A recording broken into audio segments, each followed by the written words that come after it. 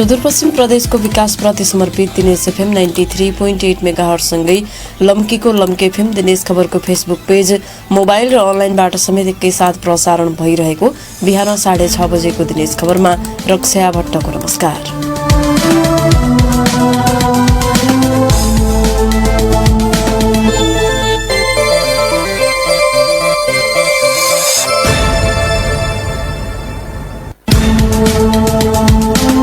सुरुमा प्रसारणका प्रमुख खबरहरू।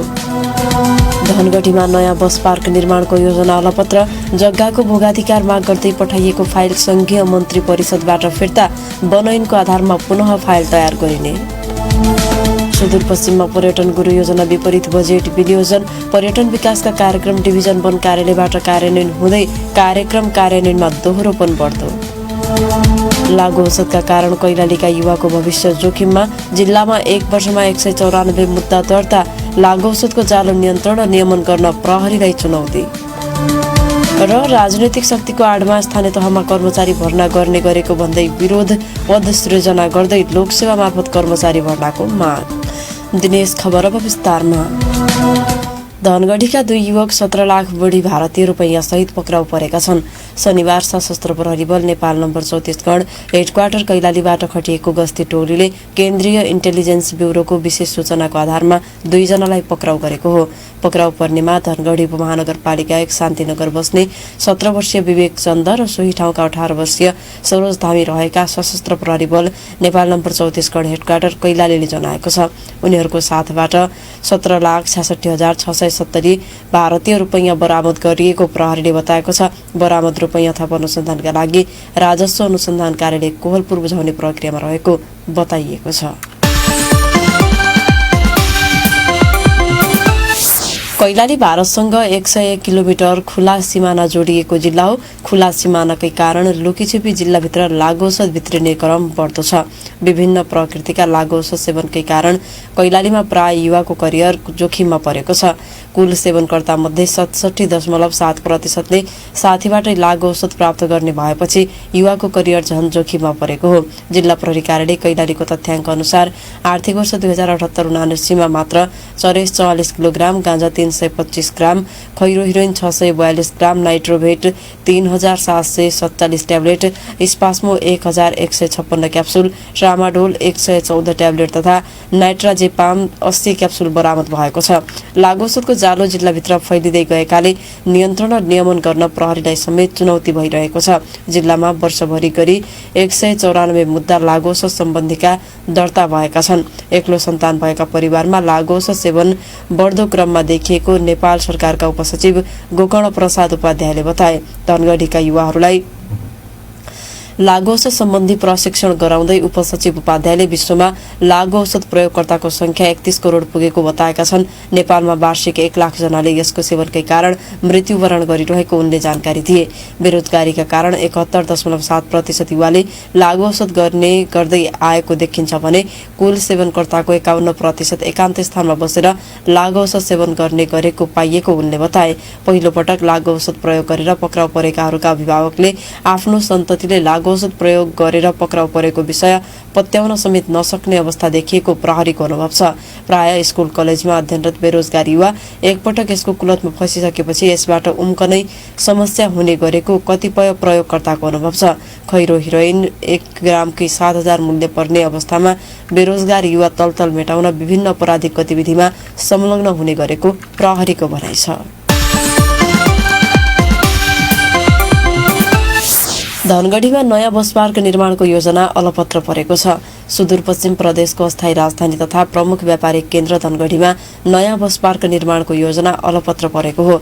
धनगढी उपमहानगरपालिका वडा नम्बर 3 को कालिका नगरमा रहेको मोहना किनारको क्षेत्रमा नयाँ बस पार्क निर्माणको योजना थियो, तर संघीय वन मन्त्रालयले जंगल क्षेत्रको जमिन भाडामा दिन नहुने भन्दै फाइल फिर्ता आएको छ। वन मन्त्रालयले फाइल फिर्ता पठाएपछि पुनः वन ऐन मार्फत जग्गाको भोगाधिकार माग गर्न उपमहानगरपालिकाले फाइल तयार गर्न थालेको छ। यसका लागि विस्तृत योजना प्रतिवेदन डीपीआर र वातावरणीय प्रभाव मूल्याङ्कनको काम बाँकी छ। सहकर्मी कमल साउदको रिपोर्ट। धनगढीमा 44 वर्ष पुराना यातायातका साधन तथा यात्रुका लागि निर्माण गरिएको बस पार्क छ।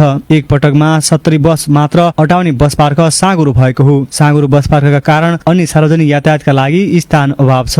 प्रदेशको अस्थायी राजधानी तथा प्रमुख व्यापारिक केन्द्र धनगढीमा बस पार्कको अभावले यातायात व्यवसाय तथा यात्रुले दुःख पाएका छन्। धनगढी उपमहानपालिका वडा नम्बर 4 को शिवपुरी सामुदायिक वनमा बस पार्क निर्माणको योजना असफल भएको छ। वडा नम्बर 3 को कालिका नगरमा बस पार्क निर्माणका लागि 15 बिघा जग्गा भाडामा लिन संघीय वन मन्त्रालय पुगेको फाइल पनि फिर्ता आएको छ।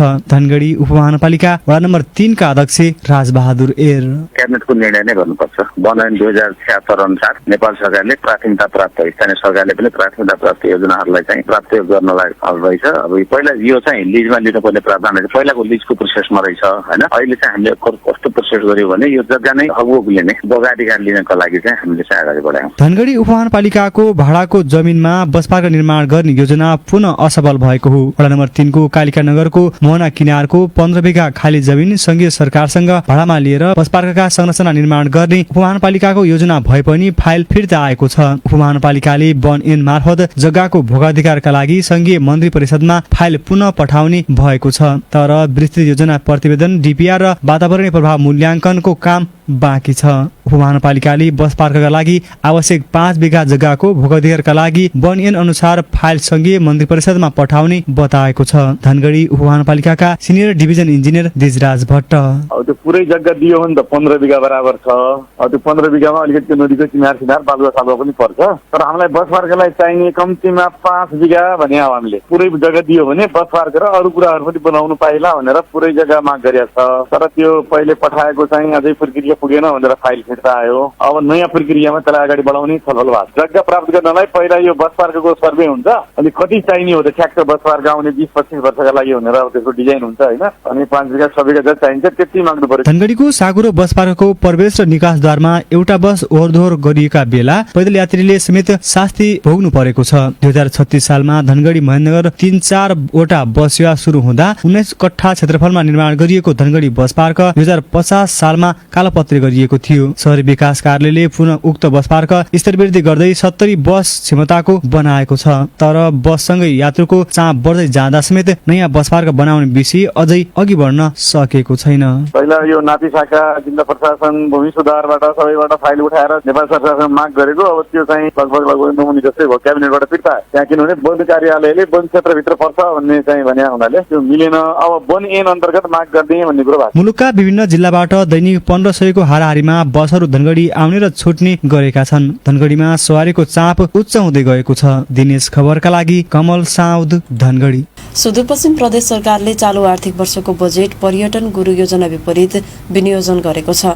गुरु योजना एकातिर र बजेट अर्कैतिर विनियोजन गरेको पाइएको हो। प्रदेशको उद्योग पर्यटन वन तथा वातावरण मन्त्रालय अन्तर्गत गठित प्रदेश पर्यटन विकास कार्यक्रम कार्यान्वयन इकाइ धनगढीले सञ्चालन गर्नुपर्ने कार्यक्रम 7 पहाडी जिल्लामा भने डिभिजन वन कार्यालयबाट हुँदै आएको समेत देखिएको छ।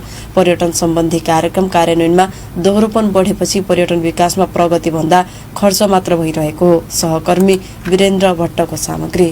सुदूरपश्चिम प्रदेश सरकारले पर्यटन विकासका लागि 10 वर्षीय गुरु योजना बनाएर लागू गरेको छ। चालु आर्थिक वर्षदेखि 2089-90 सम्म अवधि रहेको गुरु योजना कार्यान्वयन भएको पहिलो वर्षमै प्रदेश सरकारले गुरु योजना उल्लङ्घन गरेको छ। पर्यटन गुरु योजनाले प्रदेशभित्र 18 वटा गन्तव्यहरूको सम्भावना उल्लेख गरेको छ। तर चालु आर्थिक वर्षको बजेटमा गुरु योजना अनुसार बजेट विनियोजन गरिएको छैन। गुरु योजनाले पूर्वाधार निर्माण, त्यसको प्रवर्धन लगायत सुविधाका लागि संरचना निर्माण गर्न सुझाव दिएको छ। प्रदेश सरकारले भने ती क्षेत्रभन्दा फरक तरिकाले बजेट विनियोजन गरेको हो। अधिकांश योजनाहरू मन्दिर निर्माण, मर्मत, भ्यू टावर तथा मन्दिरमा आश्रम निर्माणका छन्। मन्दिर निर्माण तथा मर्मतको नाममा 5 देखि 10 लाखका 295 योजना छन्। पर्यटन विकास संघ, प्रदेश र स्थानीय तहको साझा सूचीमा पर्ने कार्यक्रम हो। सानो बजेट भएका कार्यक्रम स्थानीय तहबाटै गराउँदा बढी प्रभावकारी हुन्छ। स्थानीय तहबाटै गर्न सकिने साना तथा टुक्रे कार्यक्रम पनि प्रदेशले कार्यान्वयन गर्दै आएको छ।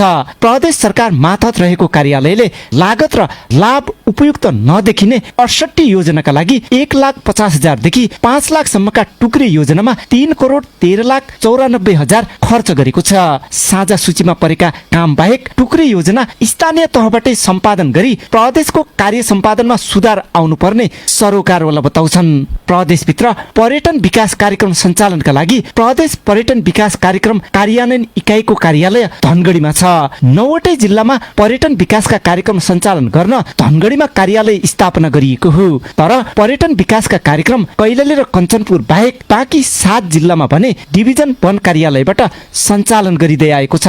एकै प्रकृतिका काममा पनि 2 कार्यालयबाट गराउनु विधि र पद्धतिकै उल्लङ्घन हो। संघ, प्रदेश र स्थानीय तहको जिम्मेवारीमा पर्ने विकास कार्यक्रम तथा आयोजना बाँडफाँड तथा वर्गीकरण मापदण्ड 2076 को बुँदा नम्बर 1.2 मा संस्कृति, पर्यटन तथा नागरिक उड्डयनतर्फ प्रदेशको अधिकार क्षेत्रमा प्रदेश स्तरका पर्यटन पूर्वाधार, भाषा, लिपि, संस्कृति, ललित कला र धार्मिक सम्पदा संरक्षण, प्रदेश संग्रहालय, संस्कृति संरक्षण तथा पर्यटन प्रवर्धन कार्य प्रदेशको कार्यक्षेत्रभित्र पर्ने उल्लेख छ। तर उद्योग, पर्यटन, वन तथा वातावरण मन्त्रालयले पर्यटन प्रवर्धनका 158 योजना मध्ये 86 वटा मन्दिर निर्माणको नाममा 5,77,15,000 खर्च गरेको छ। 10 लाख भन्दा कम लगानीका यस्ता 80 योजना छन्। पर्यटन प्रवर्धनका लागि अन्य 72 योजना मध्ये 67 योजना 10 लाख भन्दा कम लगानीको भएको देखिएको छ। प्रदेशको पर्यटन प्रवर्धनमा योगदान नहुने गरी मन्त्रालयले साना तथा टुक्रे कार्यक्रम सञ्चालन गर्दै आएको देखिन्छ। दिनेश खबरका लागि वीरेन्द्र भट्ट, धनगढी। अब साप्ताहिक स्तम्भ श्रोता प्रतिक्रियाको पालो।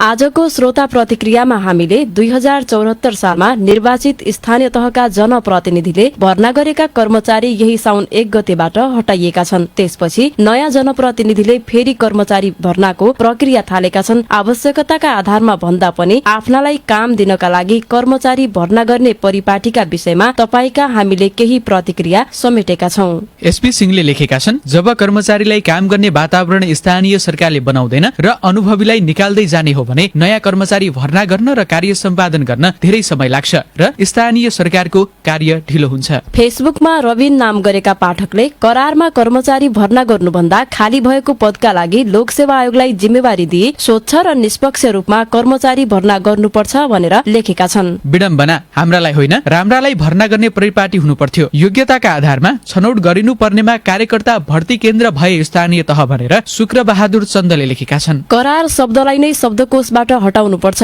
प्रदेश लोकसेवा छँदैछ, बकाइदा आयोग उत्तीर्ण चाहिन्छ, एसपी बडुले लेखेका छन्। प्रक्रिया मिलाउनु उचित हो, तर नागरिकको रोजगारीको हक हनन हुने गरी युज एन्ड थ्रो गर्नु संवैधानिक अपराध हो भनेर गोविन्द ओझाले लेखेका छन्। साँच्चै नै स्थानीय तहलाई कर्मचारी आवश्यक हो भने सरकारले स्थायी दरबन्दी सृजना गरी करारको व्यवस्था सधैँका लागि अन्त्य गर्नुपर्छ। यसरी पावर लगाएर जागिर खाने परिपाटीले डिग्रीको काम छैन। जसले पार्टीको झण्डा बोक्छ उसैले जागिर पाउँछ। कृष्ण चौधरी संघर्षले लेखेका छन्। जगदीश प्रसाद ओझाले व्यङ्ग्य गर्दै लेखेका छन्, कहिले सासुको पालो त कहिले बुहारीको। राम बोहराले लेखेका छन्, करारमा राख्नुभन्दा रिक्त दरबन्दीमा लोकसेवाबाट नयाँ भर्ना गर्नु राम्रो। 2074 मा निष्पक्ष प्रक्रिया नपुर्याई भ्याकेन्सी नखोली राखेकाहरूलाई यसरी नै लखेट्नु पर्छ। अब निष्पक्ष होस्। बसन्त कटायतले लेखेका छन्, जागिरको लागि पढाइ होइन, पार्टीमा आबद्ध हुनुपर्छ भन्ने सन्देश हो यो। संघीयताको मोडेलमा अब देश चल्दैन। 3 करोड नेपालीहरूको टाउकोमा ऋण पारेर केही हजार व्यक्तिहरूलाई सेतो हात्ती पाले झैं पाल्न सकिन्न भनेर ललित चन्दले लेखेका छन्। रबिन्स विश्वकर्माले लेखेका छन्, स्थानीय सरकार सञ्चालन ऐन 2074 को परिधिभित्र नरही राजनीतिक पावर र पहुँचको आधारमा कर्मचारीहरू मनोनयन गरी योग्य क्षमतावान र दक्ष जनशक्तिहरूलाई ओझेलमा पारिनु भनेको राजनीतिक शक्ति प्रदर्शन गर्नु हो। यसले के प्रमाणित हुन्छ भने नेपालको संविधान भन्दा पनि ठूला अरू कोही छन्। यो कुरा स्पष्ट पार्न सकिन्छ। र मीनराज पाण्डेले लेखेका छन्, केही निश्चित मापदण्ड बनाउन सकिन्छ। दबाव रहित नागरिक समाज र विज्ञहरूबाट जाँच लिनुपर्छ, जुन लिखित र अन्तर्वार्ताबाट हुनुपर्दछ। रुटीबाट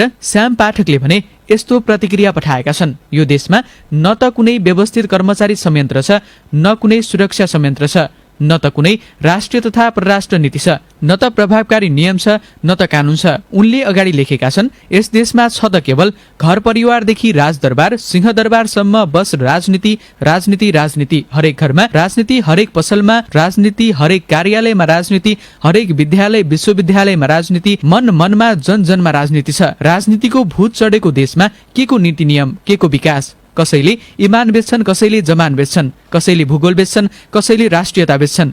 विदेशी सामु देशलाई हाट बजारमा बेच्न राखेको सस्तो खालको वस्तु बनाइसके नेताले। तपाई पनि समसामयिक विषयवस्तुमा हामीलाई प्रतिक्रिया दिन सक्नुहुन्छ। आफ्नै आवाजमा प्रतिक्रिया रेकर्ड गराउन चाहनुहुन्छ भने हाम्रो समाचार शाखाको टेलिफोन नम्बर 091 410 210 मा फोन पनि गर्न सक्नुहुन्छ। तपाईका प्रतिक्रियाले हामीलाई मार्गदर्शन र हौसला प्रदान गर्नेछ।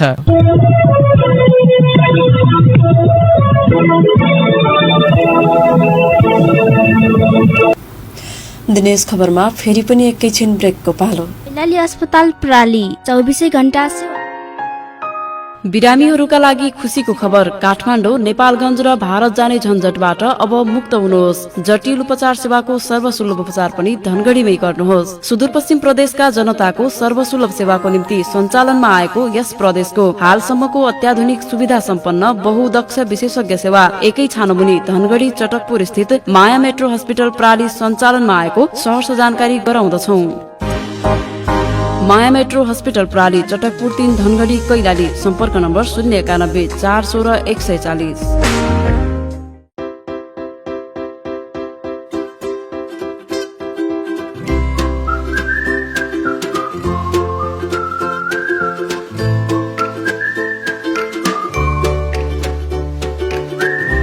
हाम्रो यहाँ एलजी ब्रान्डका TV, LCD, LED, fridge, vacuum cleaner, washing machine, deep fridge, mobile तथा सम्पूर्ण इलेक्ट्रोनिक सामान काठ तथा स्टिलबाट निर्मित सोफा, दरार, पलङ, घर तथा अफिसियल सम्पूर्ण फर्निचर र फर्निसिङका सामान, पर्दा, कार्पेट, म्याट्रेस, फाइबर सिरक, ब्ल्याङ्केट। स्वागत छ। अब बाँकी खबर। डडेलधुरामा नेपाली कांग्रेस बीपीको नयाँ कार्य समिति गठन भएको छ। शुक्रबार नेपाली कांग्रेसका संस्थापक सभापति बीपी कोइरालाको 40औं स्मृति दिवसको अवसरमा समिति गठन भएको हो, जस अनुसार कांग्रेस बीपीको जिल्ला सभापतिमा भरत नेपाली चयन भएका छन्। यस्तै सदस्यहरूमा हरिप्रसाद भट्ट, करुणाकर भट्ट, गोकुल बहादुर साई, सुरेन्द्र बहादुर माली, तिलक बहादुर हमाल, चक्रबहादुर साउद, पद्मा गुरुङ, देवकी देवी पन्त, पदम बहादुर देउवा, डम्मरी ओली र नरबहादुर साकी चयन भएका छन्। यसअघि जिल्ला सभापतिमा तिलक हमाल रहेका थिए। यस्तै कांग्रेस बीपीले 4 पालिकामा समेत जिम्मेवारी दिएको छ। अमरगढी नगर सभापतिमा मनोरथ खडायत चयन भएका छन्। यस्तै परशुराम नगर सभापतिमा राजबहादुर भण्डारी, कन्यालधुरा गाउँपालिका सभापतिमा रमेश माली र आलिताल गाउँपालिका सभापतिको जिम्मेवारी दलबहादुर बोहरालाई दिइएको छ। र सुत्केरी व्यथा लागेको 3 दिनसम्म बच्चा पाउन नसकेकी तुर्माखात गाउँपालिका 2 भुलुकी एक महिलाको निशुल्क हवाई उद्धार गरिएको छ। अछामकै विकट मानिएको भुलु निवासी 20 वर्षीय कृष्णा विकको शुक्रबार नेपाली सेनाको हेलिकप्टरबाट हवाई उद्धार गरेर सुर्खेत प्रादेशिक अस्पताल पुगाइएको हो। भुलु स्वास्थ्य केन्द्रमा अहेब राजेन्द्र विष्टले राष्ट्रपति हवाई उद्धार कार्यक्रम अन्तर्गत कृष्णालाई सुत्केरी सेवा लिनका लागि निशुल्क हवाई उद्धार गरिएको बताए। पेटभित्रको बच्चासँगै रहेको पानी पोका फुटिसकेको अवस्था रहेको स्वास्थ्य कर्मीको भनाइ छ। प्रसारणको अन्तमा प्रमुख खबरहरू पुनः एकपटक। धनगढीमा नयाँ बस पार्क निर्माणको योजना अलपत्र। जग्गाको भोगाधिकार माग गर्दै पठाएको फाइल संघीय मन्त्री परिषदबाट फिर्ता। वन ऐनको आधारमा पुनः फाइल तयार गरिने। सुदूरपश्चिममा पर्यटन गुरु योजना विपरीत बजेट विनियोजन। पर्यटन विकासका कार्यक्रम डिभिजन वन कार्यालयबाट कार्यान्वयन हुँदै कार्यक्रम कार्यान्वयनमा दोहोरोपन बढ्दो। लागु औषधका कारण कैलालीका युवाको भविष्य जोखिममा। जिल्लामा 1 वर्षमा 194 मुद्दा दर्ता। लागु औषधको जालो नियन्त्रण र नियमन गर्न प्रहरीलाई चुनौती। र राजनीतिक शक्तिको आडमा स्थानीय तहमा कर्मचारी भर्ना गर्ने गरेको भन्दै विरोध। पद सृजना गर्दै लोकसेवा मार्फत कर्मचारी भर्नाको माग।